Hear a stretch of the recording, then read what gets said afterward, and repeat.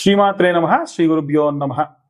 ద్వాదశ రాశుల వారికి కూడా ఈ యొక్క శ్రావణ మాసంలో ఎలా ఉండబోతుంది, ఏ రాశి వాళ్ళు ఏ రోజున ఎలాంటి మంత్రం చదువుకుంటే మంచిది అన్న విషయాన్ని ఇప్పుడు మనం తెలుసుకుందాం. తదుపరి మిథున రాశి. శ్రావణ మాసం నందు మిథున రాశి వారికి సంబంధించి ఎలా ఉండబోతుంది, వారు ఎలాంటి విశేషమైనటువంటి కార్యక్రమాలు చేసుకోవచ్చు అనే విషయాన్ని తెలుసుకుందాం. శ్రావణ మాసంలో అన్నీ కూడా మంచి మంచి రోజులు ఉన్నాయండి. ఉదాహరణకు మీకు ప్రారంభం నుంచే చూసుకుంటే నాగుల పంచమి కానివ్వండి, అలాగే శ్రావణ పౌర్ణమి రోజున రక్షాబంధనం కానివ్వండి. చాలా మంది మత్స్యకారులు ఉంటారండి. మత్స్యకారులు స్వామివారిని, మత్స్యావతారంలో ఉన్న స్వామివారిని విశేషంగా గుజరాత్ వైపు ప్రాంతంలో స్వామివారిని విశేషంగా కొలుస్తారు. అంటే ఎవరైతే మత్స్యకారులు ఉంటారో ఈ విధంగా మీరు కూడా మత్స్యావతారంలో ఉన్నటువంటి స్వామివారిని విశేషంగా కొలవడం వల్ల మంచి సత్ఫలితాలు పొందవచ్చు. అలాగే ఈ యొక్క రాఖీ పౌర్ణమి రోజున రక్షాబంధనం కట్టుకోవడము, చెల్లెల్ని ఆశీర్వదించడము, అక్క చేత ఆశీర్వాదం తీసుకోవడము, అలాగే వారికి ఎటువంటి కష్టములలో ఉన్న రక్షగా తోడుగా ఉంటా అని చెప్పి మాట ఇవ్వడము, మంచి మంచి బహుమతులు వారికి ఇవ్వడం వీరికి మంచి ఆయువృత్తిని కలిగిస్తుంది. అలాగే ఈ యొక్క 14వ తారీఖు నాడు బలరామ జయంతి అని ఉంటుంది. ఆ రోజున ఎవరైనా సరే పొలం పని చేసుకునేటువంటి వాళ్ళు, రైతులు, చేతి వృత్తులు చేసుకునేటువంటి వాళ్ళు నాగలి ఏదైతే ఉంటుందో దానికి కంకణం కట్టడము, దాని చుట్టూ దాని కింది నుంచి ప్రదక్షిణాలు చేయడం కూడా చేయడం వల్ల మంచి సత్ఫలితాలు పొందవచ్చు. అయితే ఈ యొక్క రాశి వారికి సంబంధించి బుధుడు రాష్ట్రాధిపతిగా ఉంటాడు కాబట్టి బుధుడికి రాష్ట్రాధిపతి ఈ యొక్క బుధుడికి రాష్ట్రాధిపతిగా ఉన్నటువంటి రాశి కాబట్టి ఆయన అధిదేవత ఎప్పుడు కూడా విష్ణు పరమాత్మ కాబట్టి స్వామివారి యొక్క అంటే ఉన్నటువంటి శ్రావణ శనివారాలు, శ్రావణ బుధవారాలు కూడా పురుష సూక్తం కానీ లేదా విష్ణు సహస్రనామ పారాయణం కానీ చేయడం విశేషమైనటువంటి సత్ఫలితాలు పొందవచ్చు. ఇవన్నీ కూడా గోచార రీత్యా చెబుతున్నటువంటివి మాత్రమే.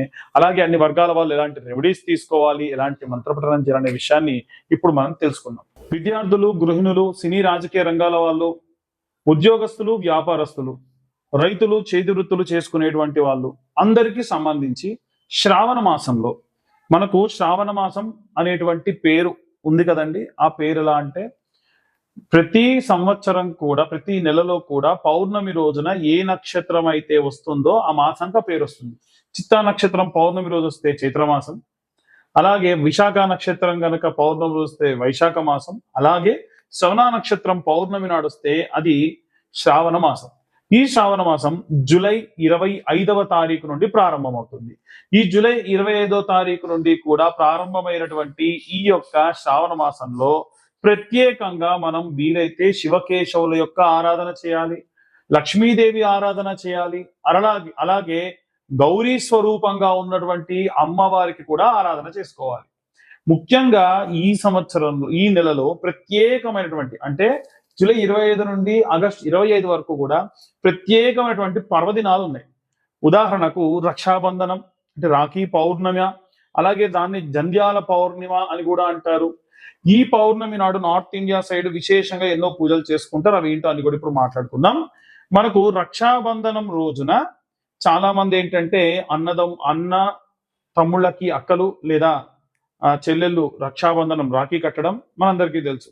వాస్తవంగా ఈ రాఖీ అనేటువంటిది రక్షగా తోడుగా ఉండాలని చెప్పి పూర్వం భార్యాభర్తలు కూడా కట్టుకునేవాళ్ళు. అంటే భర్తకు భార్య కట్టేది. రక్షాబంధనం అంటే రక్షగా తోడుగా ఉంటా అని అర్థం. అయితే ఈ రక్షాబంధనం రోజున ఖచ్చితంగా మీ యొక్క తోడబుట్టువులు ఎవరైనా ఉంటే వారి చేతితో మీరు రాఖీని కట్టించుకోండి. ఎవరైతే మీ యొక్క పురోభివృద్ధి కోరుకుంటారో వారి యొక్క చేతితో మీరు రాఖీని ఖచ్చితంగా కట్టించుకోండి, మంచి సత్ఫలితాలు పొందవచ్చు. అలాగే జంధ్యాల పౌర్ణిమ అంటారు. ఎవరైతే ఉపనయనం అయ్యి యజ్ఞోపవీతం ఒంటిపై ఉన్నటువంటి వాళ్ళు ఆ రోజున ఈ యొక్క జంధ్యాన్ని మార్చుకుంటారు. అలాగే ఉపనయనమైన వాళ్ళందరూ కూడా ఆ యొక్క రోజున కృష్ణాంజనం ఉంటుంది, జింక చర్మం, దాన్ని హోమంలో వేసేసి ఆ శరీరం పైన అది తాడుగా వేసుకుంటారు, మళ్ళీ మార్చి కొత్త వేసుకుంటారు.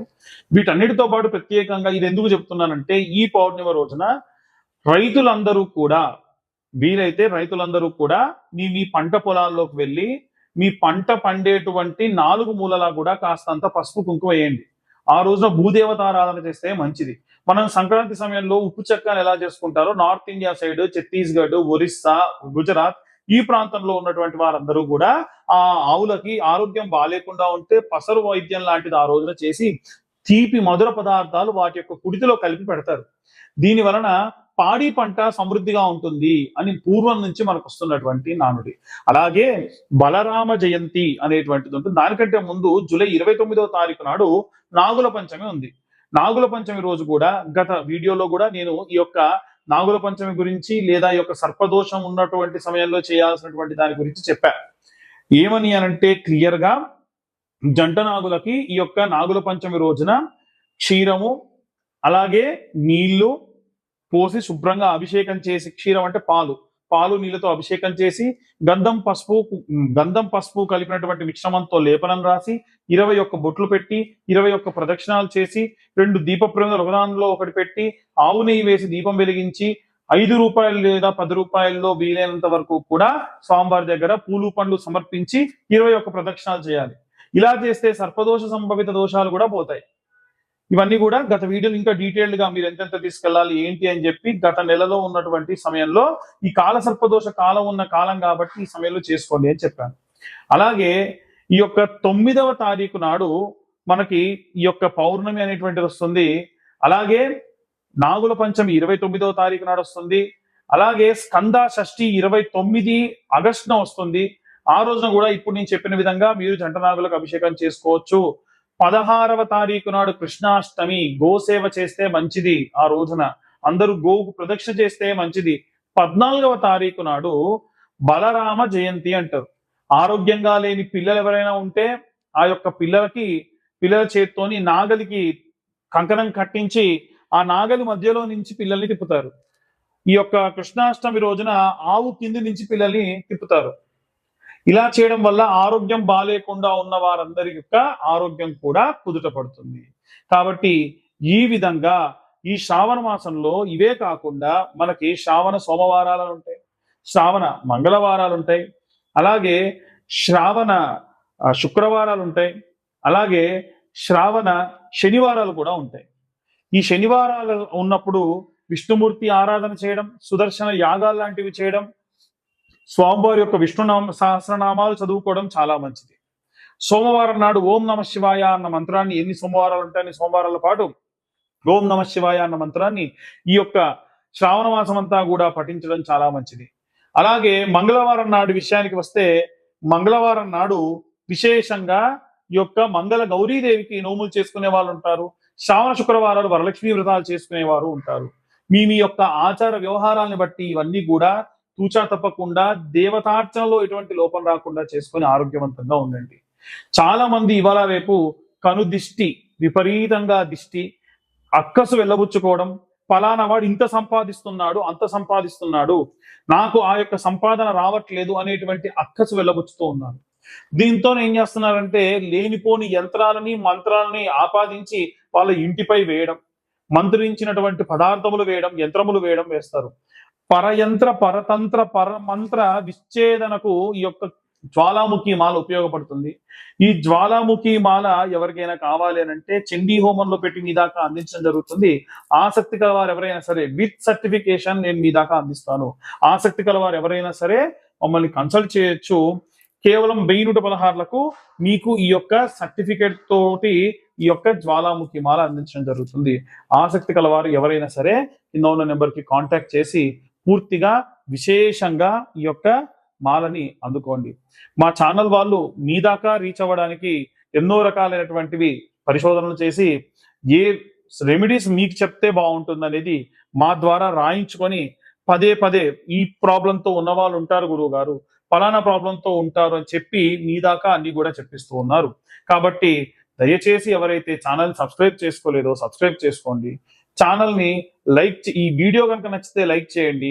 ఈ వీడియో మీకు ఏమన్నా ఇన్ఫర్మేటివ్ గా ఉంటే ఇంకో నలుగురికి దాన్ని షేర్ చేసి ఎవరైతే ప్రాబ్లంలో ఉన్నారో వాళ్ళకి ఇచ్చేయండి. దాని వలన కాస్త మీకు ఇన్ఫర్మేషన్ అనేది పాస్ అవుతుంది, మాకు కూడా మా ఛానల్ పురోభివృద్ధికి దోహదపడే వాళ్ళు అవుతారు.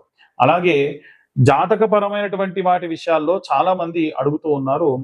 జాతకం పూర్తిగా పేరు, date of birth, time, place ఉంటేనే నాకు కాల్ చేసి అడగండి. పేరు, డేట్ ఆఫ్ బర్త్, టైం లేని వాళ్ళు ఎట్టి పరిస్థితుల్లో నేనే కాదు ఎవరి జాతకం చెప్తా అన్నా నమ్మి మోసపోవద్దు. చాలా మంది లక్షలకు లక్షలు ఖర్చు పెట్టుకున్నటువంటి వాళ్ళు కూడా ఉన్నారు. ఎట్టి పరిస్థితుల్లో ఈ పరిస్థితుల్లో మాత్రం ఉండకుండా ఉండండి. వీలైనంత వరకు కూడా జాతకం కావాలంటే 2025 రూపాయలు చెల్లిస్తే మీకు పూర్తి జాతకం విశ్లేషణతో మీ దాకా అందించడం జరుగుతుంది. సర్వే జనా సుఖినో భవంతు. స్వస్తి.